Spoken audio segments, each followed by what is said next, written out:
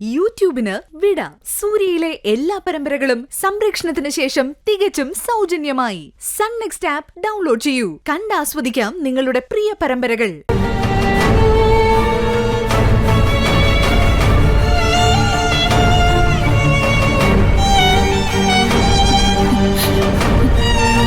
സ്വന്തം മകന്റെ കുഞ്ഞിന്റെ ഒരു സാങ്കല്പിക ചിത്രം അമ്മയുടെ മനസ്സ് മാറ്റിയെങ്കിൽ യഥാർത്ഥത്തിൽ ഞങ്ങളുടെ കുഞ്ഞിനെ കാണുമ്പോ എന്തായിരിക്കും അമ്മയുടെ ആ ഒരു അവസ്ഥയെന്ന് ചേച്ചി ഒന്ന് ചിന്തിച്ചു നോക്കിയേ. മാറും ചേച്ചി, അമ്മയുടെ മനസ്സ് മാറും.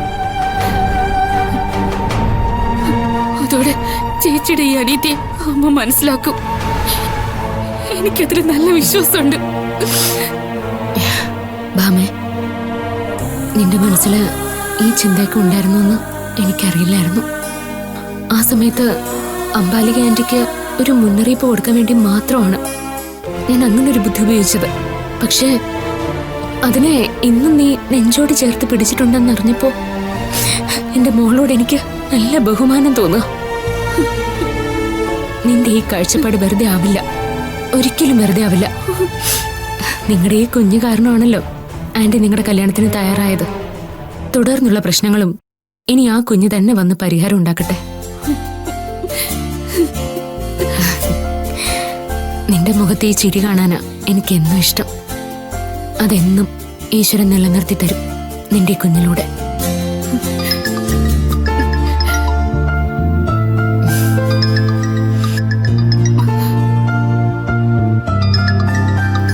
ലതയാണല്ലോ. ലത, ഭാവന, നീ എപ്പോ വരും? ഞാനിന്ന് ലീവ് എടുത്താലോ എന്ന് ആലോചിക്കായിരുന്നു ലത. അയ്യോ, നീ അത് പറഞ്ഞില്ലല്ലോ. ഞാൻ സാറിനെ വിളിക്കാൻ തുടങ്ങായിരുന്നു. എന്ന് നിനക്കൊന്ന് വന്നിട്ട് പോവാൻ പറ്റോ? എന്തു പറ്റി? 4-ാം നമ്പറിലെ പേഷ്യന്റ് ഇല്ലേ, സോളമൻ. അയാൾക്ക് പെയിൻ കൂടി, സർജറി ഫിക്സ് ചെയ്തു. തിയേറ്ററിലേക്ക് കയറ്റാൻ പോവാ. വേറെയും 3 സർജറി ഉള്ളത് കൊണ്ട് എല്ലാരും നല്ല തിരക്കില്ല. നീ ഒന്ന് വന്നിട്ട് പോ. ഈ സർജറി കഴിഞ്ഞിട്ട് നിനക്ക് പോവാം. ഓക്കെ ലത, ഞാനൊന്ന് റെഡി ആയിട്ട് വരാം. ബാക്കിയെല്ലാം നീ സെറ്റ് ചെയ്യും. അതൊക്കെ ഞാൻ ചെയ്തോളാം. നീ സ്പീഡിലൊന്നും വരണ്ട, അരമണിക്കൂറിനുള്ളിൽ എത്തിയാ മതി. അനസ്തേഷ്യ ഡോക്ടർ വന്നോണ്ടിരിക്കുന്നതേ ഉള്ളൂ. ഓക്കെ ലത, ഞാൻ ദാ വരുന്നു. ഓക്കെ ഭാവന. ഓക്കെ. ഭാമേ, ഞാനിന്ന് ഹോസ്പിറ്റലിൽ പോയിട്ട് വരാം. ഒരു ഹെറണ്യ പേഷ്യന്റിനെ മറ്റൊന്ന് ഓപ്പറേഷൻ വെച്ചിരുന്നതാ. അയാൾക്ക് നല്ല പെയിൻ ഉണ്ടെന്ന്, ഉടനെ സർജറി ചെയ്യണമെന്ന്. ഇന്ന് വേറെ സർജറി ഉള്ളതാ. ഞാനൊന്ന് പോയിട്ട് വരാം. നീ ചെന്ന് അമ്മയുടെ അടുത്ത് നിന്ന് എന്തെങ്കിലും വാങ്ങിച്ചു കഴിക്കേ.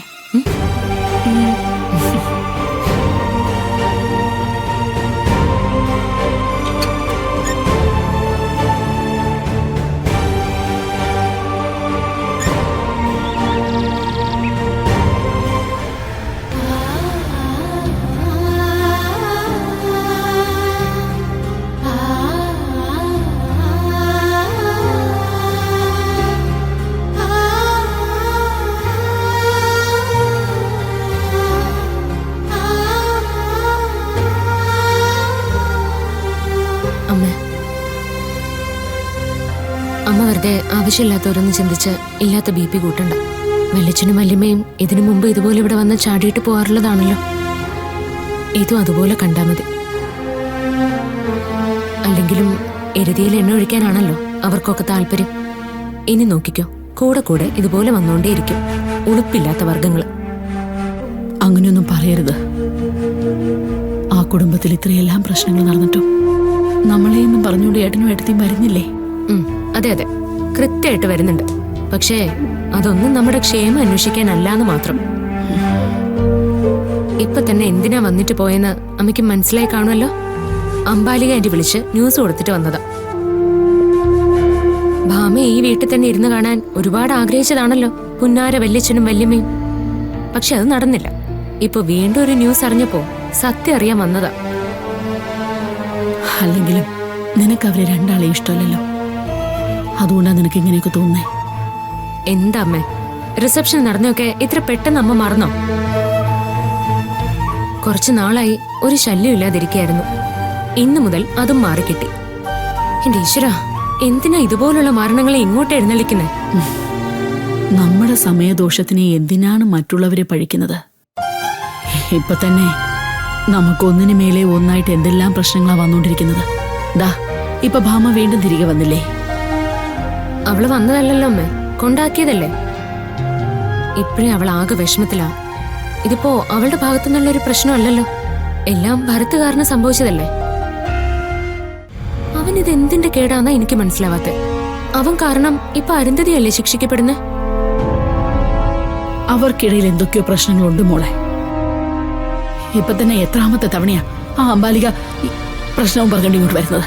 ഇതൊക്കെ നമ്മുടെ തലവിധി അമ്മ. അനുഭവിക്കാനുള്ളതൊക്കെ അനുഭവിച്ചല്ലേ പറ്റൂ. സേതുട്ടാ, ഇതിന്റെ പേരിൽ അംബാലിക ആന്റിയോട് വഴക്കിനൊന്നും പോകണ്ട. അറിയാലോ, എന്തെങ്കിലും ഒരു കാരണം കിട്ടാൻ വേണ്ടി കാത്തിരിക്കുക അവര്. അറിയാം മോളെ, അല്ലെങ്കിൽ തന്നെ അവരോടൊന്നും എന്ത് പറഞ്ഞിട്ട് യാതൊരു കാര്യവുമില്ല. ഇതിപ്പോ തെറ്റ് ഭരത്തിന്റെ ഭാഗത്താണല്ലോ. നമ്മൾ അറിയാത്ത എന്തൊക്കെയോ പ്രശ്നങ്ങൾ അവന്റെ പിന്നിലുണ്ട് സേതുട്ടാ. അതെന്താണെന്നാ മനസ്സിലാവാത്തത്. അവൻ ഇപ്പോഴും ആ മയക്കുമരുന്നിന്റെ ആൾക്കാരോട്ട് ഇനി എന്തെങ്കിലും ബന്ധമുണ്ടോ? ഈശ്വര, ആ വിവരം അങ്ങനെ ഈ ഭാവന അറിഞ്ഞ പിന്നെ സഹിക്കത്തില്ല. സേതുവിന് എന്താ ആലോചിക്കുന്നത്? ഭരത്തിന്റെ കാര്യം തന്നെയാ മോളെ. മൊത്തത്തിൽ അവൻ എന്തൊക്കെയോ മാറ്റങ്ങളുണ്ടെന്ന് എനിക്കും തോന്നിയിട്ടുണ്ട് മോളെ. എന്തായാലും അവനോട് ഇനി കൂടുതലൊന്നും ചോദിക്കാൻ നിൽക്കണ്ട. ഇപ്പൊ തന്നെ അരുന്ധതിയോട് അവന് പ്രണയം ഉണ്ടെന്ന് പറഞ്ഞത് വെറുതെയാ. മറ്റെന്തിൽ നിന്നോ അവൻ രക്ഷപ്പെടാൻ ശ്രമിക്കുന്ന പോലെയാ എനിക്ക് തോന്നിയത്. എനിക്കും അങ്ങനെ തോന്നിയതാ. അരുന്ധതിക്ക് ഉറപ്പായിട്ടും കാര്യം എന്താണെന്ന് അറിയാമെന്ന് എനിക്ക് തോന്നുന്നത്. ആ എന്ന് ശരിയേട്ടാ, ഞാനൊന്ന് ഹോസ്പിറ്റലിൽ പോയിട്ട് വരാം. ലത വിളിച്ചിരുന്നു. പോയിട്ടോ. അമ്മേ ഇറങ്ങാണേ. ആ സേതുട്ടാ, ഭാമയെ ഒന്ന് ശ്രദ്ധിച്ചോണേ. അവളാകെ പ്രയാസത്തില. എന്തായാലും അഭി വിളിക്കുമ്പോ എനിക്കൊന്ന് സംസാരിക്കണം. നിനക്ക് അഭിയെ വിളിച്ച് പറഞ്ഞാ പോരെ? അത് വേണ്ടെന്ന് ഭാമ തന്നെയാ പറഞ്ഞത്. അഭിയെ വിഷമിപ്പിക്കാൻ അവക്ക് താല്പര്യമില്ല. അതെന്താ വേണ്ടെന്ന് നമുക്കൊന്ന് ആലോചിക്കാം. നീ പോയിട്ടോ. ശരിയേട്ടാ. അമ്മേ ഞാൻ ഇറങ്ങാം.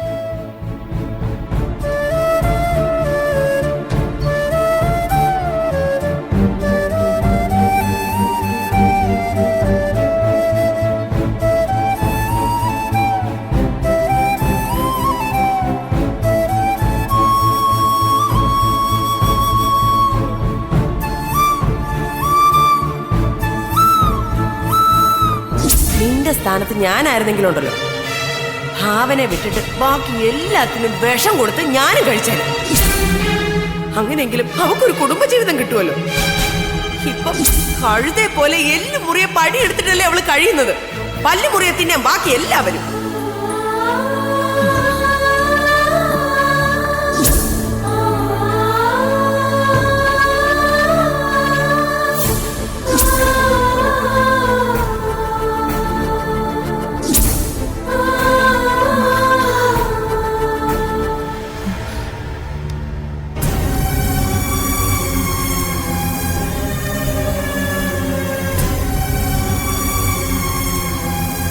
എന്താടാ തിരക്കിടെ ജോലിയാണെന്ന് തോന്നുന്നു.